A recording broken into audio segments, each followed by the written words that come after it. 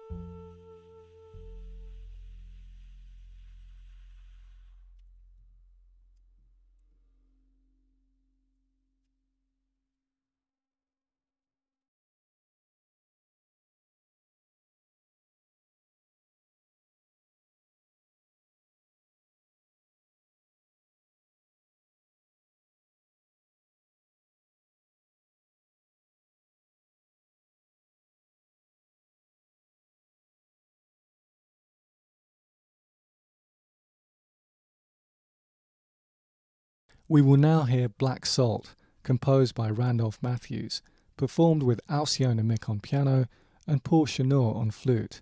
The piece has two sections titled Black Salt, Life of Sancho, and Black Salt, Of the Sea. The commission is filmed at Delaware Pavilion in Bexhill-on-Sea, East Sussex.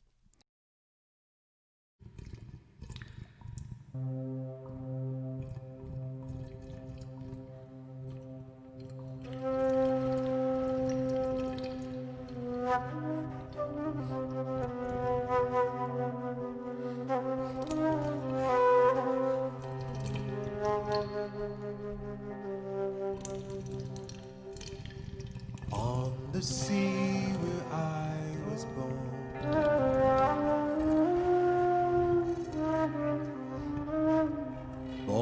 between the bow and stern.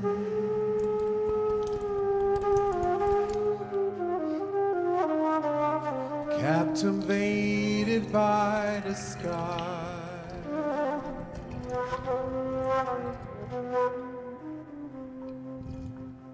all I see is what I am.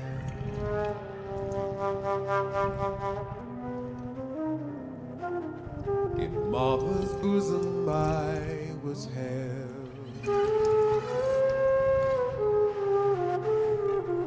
on lullabies from those who fell.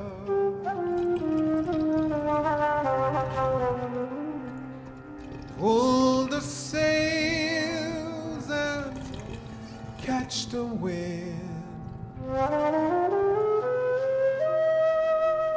on the sea where I was born.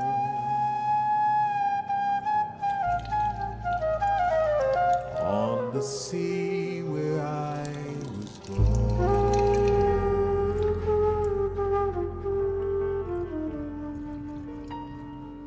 Where I was born. On the sea.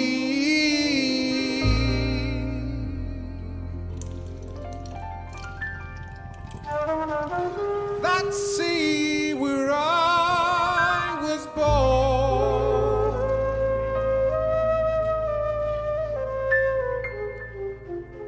With love and salt in my skin. On the sea, on the sea, on the sea. Oh, that sea where I was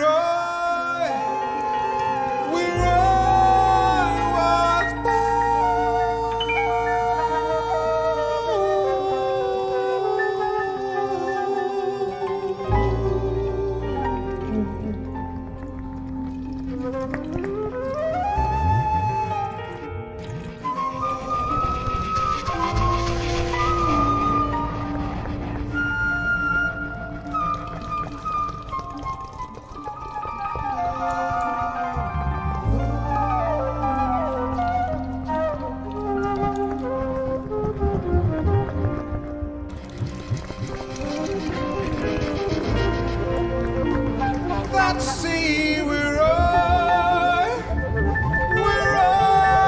was born.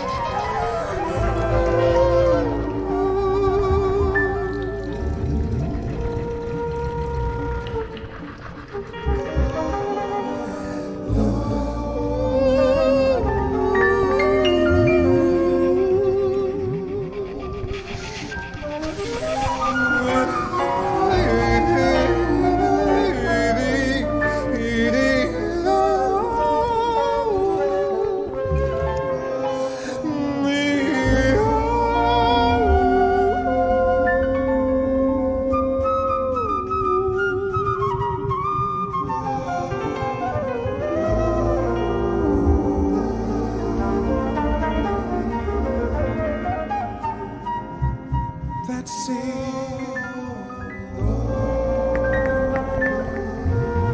with salt in my skin.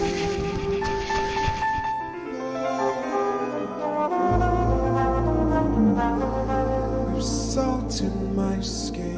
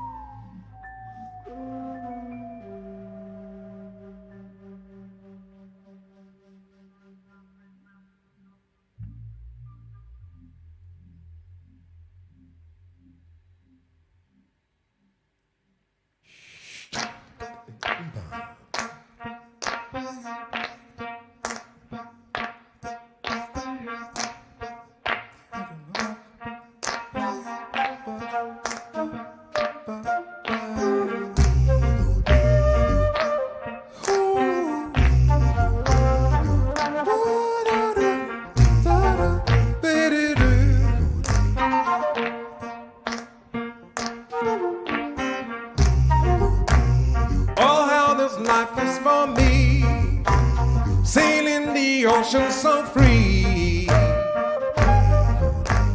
Diamonds and all that I seem to find,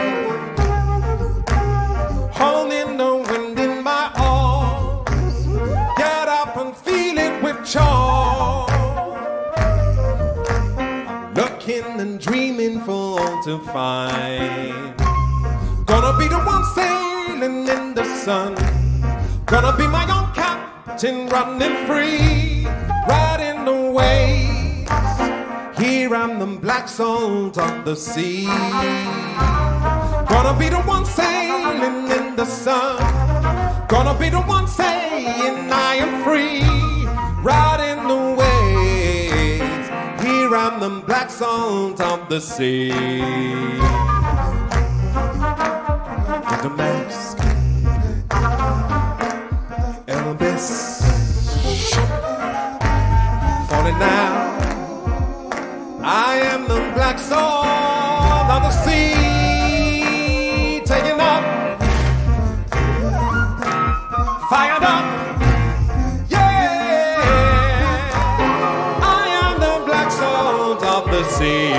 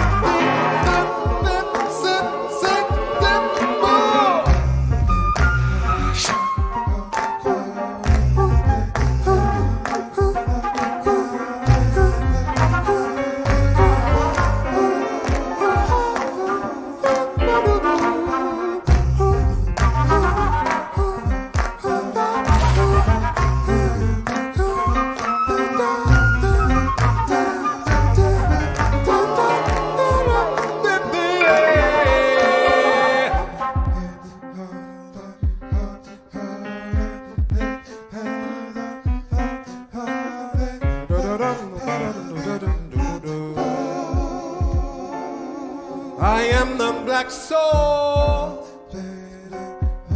of the sea.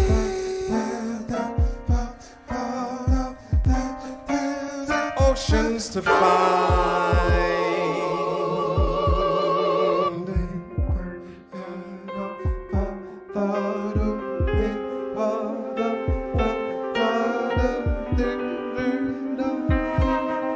I am the black soul of the sea. The sea, the sea. I am the black soul of the sea. Oh, wow. Oh, wow. The sea. Oh, wow. Yeah.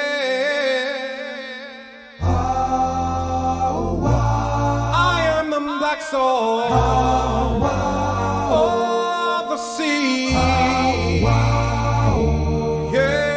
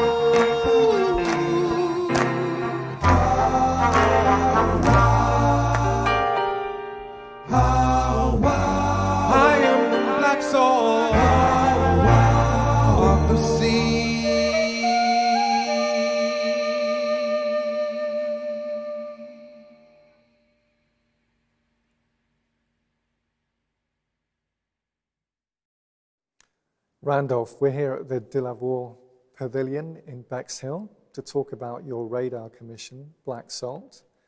Before we get into the detail of the music and how you composed it, can you tell me about how you felt when you actually received the commission and what led you to actually come up with this composition?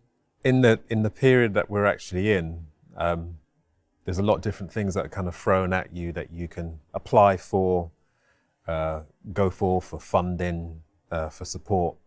And funny enough, I didn't feel compelled to go with that. I just was trying to find my way in terms of where am I taking this next in terms of music in this situation that we've got. And when I saw the commission come up, it kind of just had everything written on it about, one, where I lived, two, something which I felt like I could find an inspiring topic for me. Because you live in Folkestone. Yeah, because I live in Folkestone, and it just felt like it had a lot of regionally. It had a sort of added reference for me to actually apply something to it. So I kind of went for it, and I was really quite amazed how quickly everything just came together when I actually applied, and I let it go. But I really felt confident about it. For some apparent reason, I felt really confident about it, and then I got the commission came through, and I was elated. I was absolutely elated because it just gave me an opportunity to tell a story that I've wanted to tell. So this has been on your mind for a while then? The story kind of turned up after I had done a other piece about Walter Toll. So since moving out to Folkestone, I really felt like the history of the areas that I was living in became a really important part of my quest. I think it was about black representation, seeing somebody who looks like me in this area, knowing that there has been so many people who have passed through Folkestone as an area, coastal town, and I live near the sea, and there's stories which are written on the sea that I just feel are tangible to me, but I just didn't see it. And then the stories of, obviously, the World War came up for me, and then I started to look at, well, that's land. What about the sea? You know, I can see ships all the time. Who's on these ships? You know, there's people who look like me on these ships. There's people who have worked on these ships. And that's what kind of got me infused to seek to find out more. So we're dealing with black sailors, Yeah. we're dealing with black maritime history, which is Yeah. obviously very important when you think about where we are in the African diaspora, the Atlantic, all of those crosses in very different circumstances.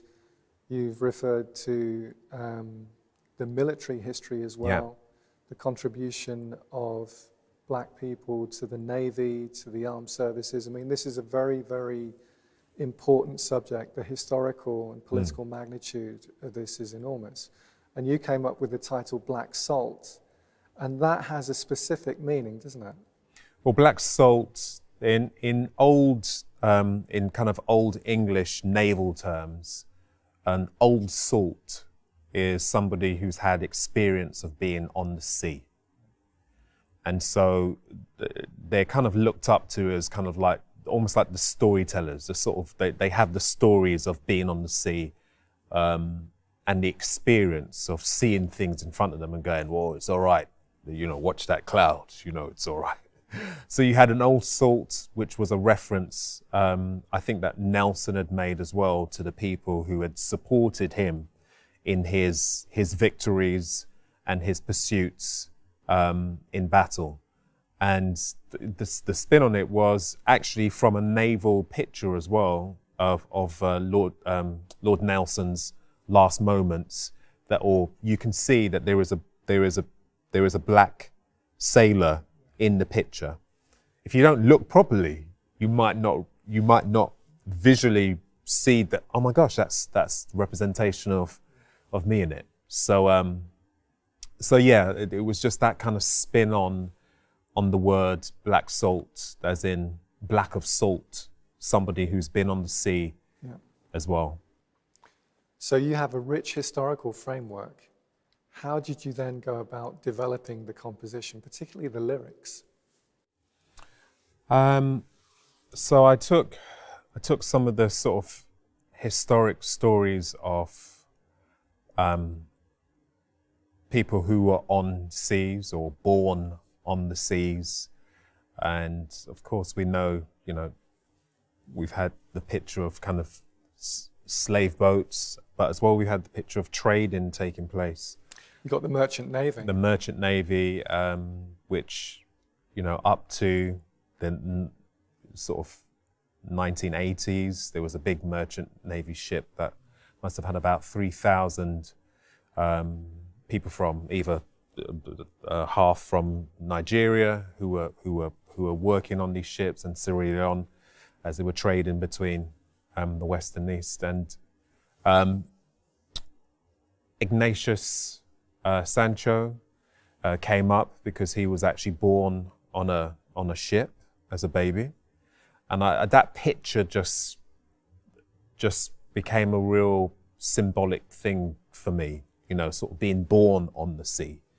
Yeah, I kind of wanted to see if I can find a way of hearing their voices alongside these common sea shanties that you would have heard being played. And that's what made me really think, which is like, well, if they're on the ships and they're working on the ships and there's musicians on the ships, what would they have felt and what would they have been bringing at the same time to these songs, in terms of rhythm, in terms of melodic texture, tonality, even just the pentatonic scale. You know, we have to consider where that would have brought them as well. So that started my senses thinking musically what it was. But I started with a sea shanty first and just saw how I can elaborate on what's there. Because the sea shanty is a generic term. It's really interesting. We just think of songs that are developed, I suppose, as a kind of folk song. Yeah. Because we don't think about sea shanties having a composer. They're just sea shanties, and they're folk songs, really. Yeah.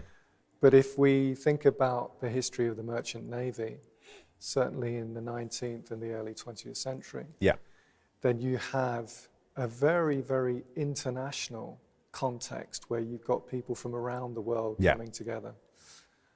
West Africans, people from the Middle East and North Africa, Europeans. Yeah. It's very, very diverse. Yeah.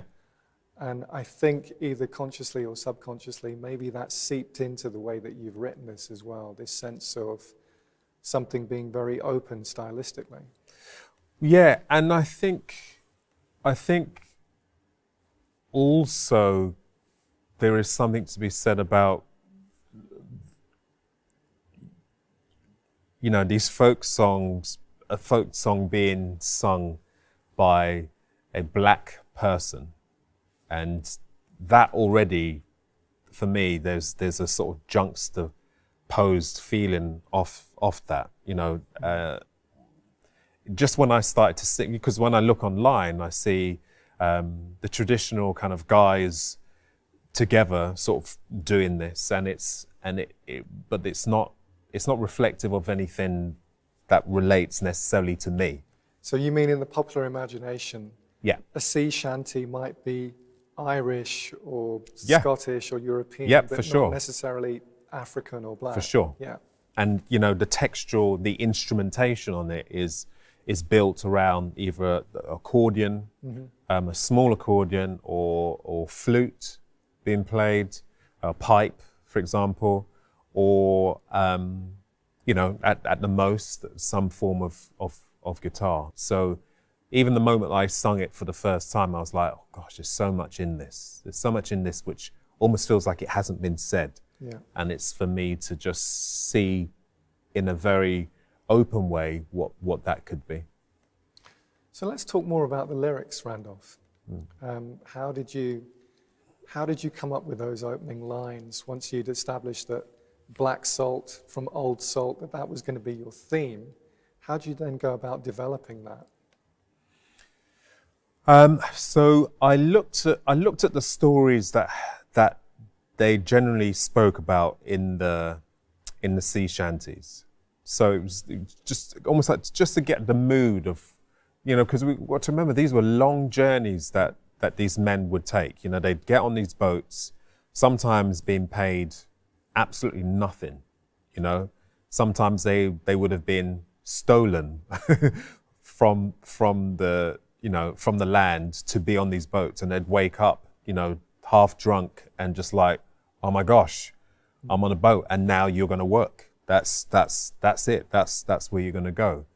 So what you get in terms of the feedback loop is some of the feelings of loss, the feelings of the loved ones, the feelings of, seeing the person that you love again, or arriving somewhere, and as well the boat. So the stories of almost like incantations for the boat to survive the journey. Steady she goes, we're working together.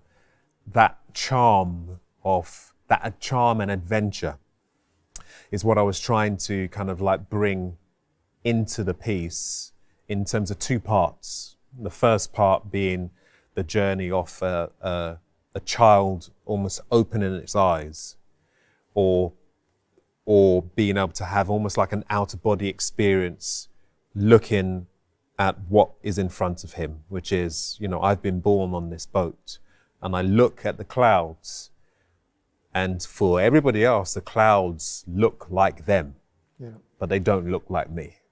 And what I see is the bow and the stern of the boat. This is my environment. And so that's that. In the first part, that's what I'm kind of really wanting to talk about, without knowing what the future is, but actually the future is coming for you as well, based on this situation. Your future is going to unfold in a different way. And then there's an embracing part of the fact that I am this black salt of the sea, that actually I have dreams. I have dreams like anybody else to be on the sea, and those dreams are what I want to express to people. I am that person. I'm the person who has actually been on the sea with the experience, and actually that can become a very proud thing to have. So that's what I'm sort of conveying in two parts in the actual Black Salt piece. The instrumentation that you chose, piano, flute, voice, something which is quite stripped down but very rich in terms of timbres. Yeah. It gives you opportunities to have some really nice harmonies and little counter melodies. Yes. So I wanted to create something which resembled the ebb and flow, the wash, the drift of the sea, the almost endless cycle that the sea almost in your horizon has, but as well in terms of the current that is there. The waves that keep and rolling. The waves that go in, but as well the undertone in waves which are happening that you can't hear, but they're like murmurs and rich with the undertone, the beneath stories. Right. And so that's kind of what I wanted to create, especially for the first piece. So the voice is almost sailing across this kind of platform of landscape and cycles, just a continuous cycling feeling. And then the second piece is kind of leaning even more into the sort of sea shanty type expression with a repetitive kind of hand clap gesture, which is happening, which can be. It's almost like a rhythmic work song, isn't it? Yeah, and again it's that it's in that moment. For example, that hand clap is a clap that you would hear across the world in celebration and in folklore. It's the hand clap is almost like the moment of rest and people being together. Yeah. If we relate that to your development as an artist in the last few years, it feels as if you've been doing more and more improvisation and working with loops, working with a pedal board, doing live sampling of your work. Do you think that this has been an important premise in some way to you doing this kind of composition where you can be very, very creative? Because even when you're performing solo, there's an orchestral element that has come into your work.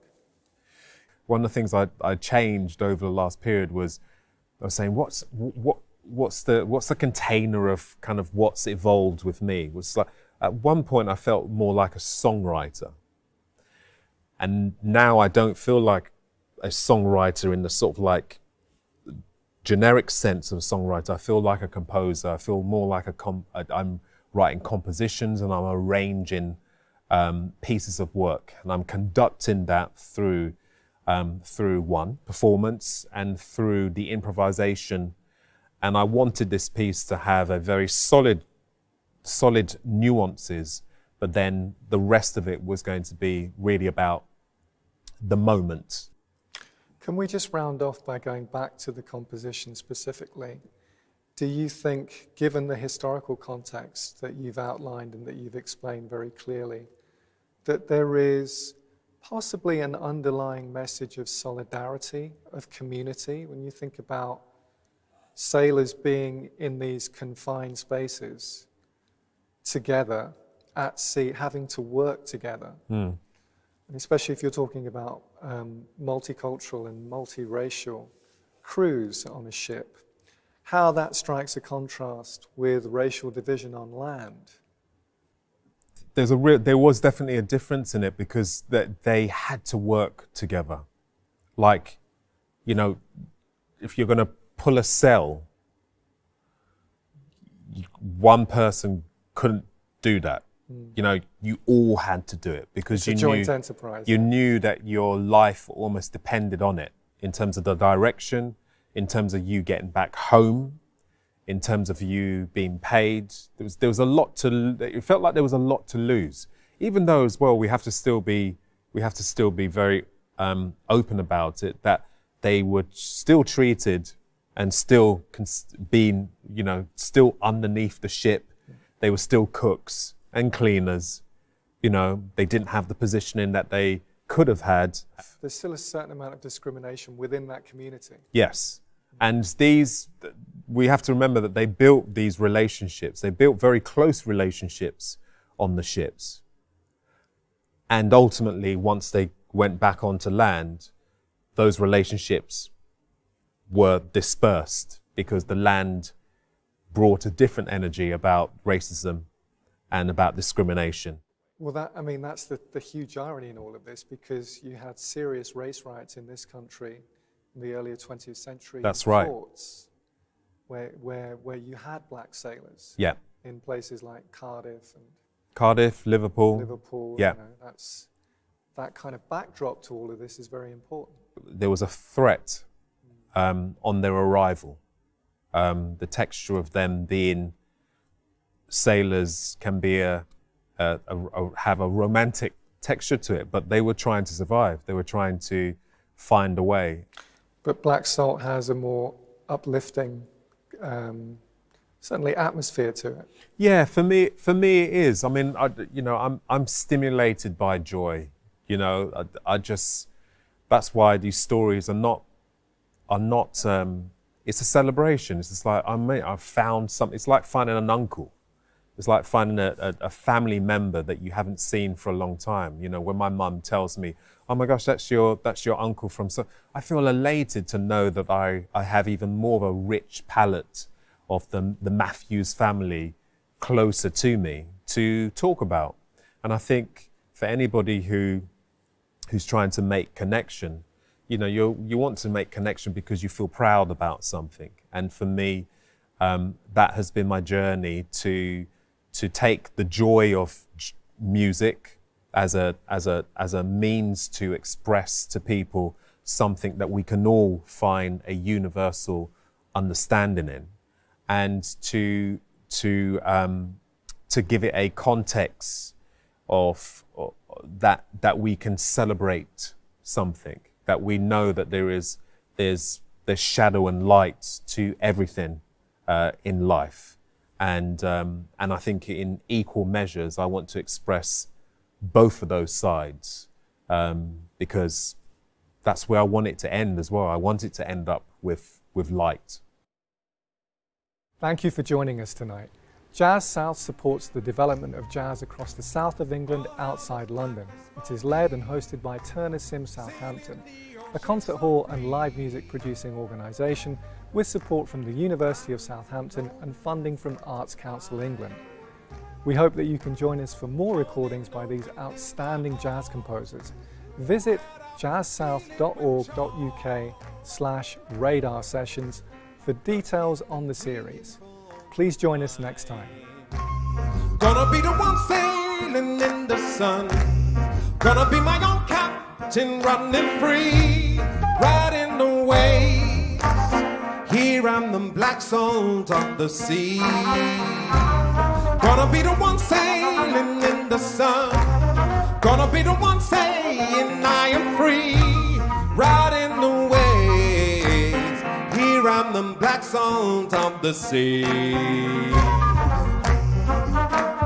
With the mask and the best falling down.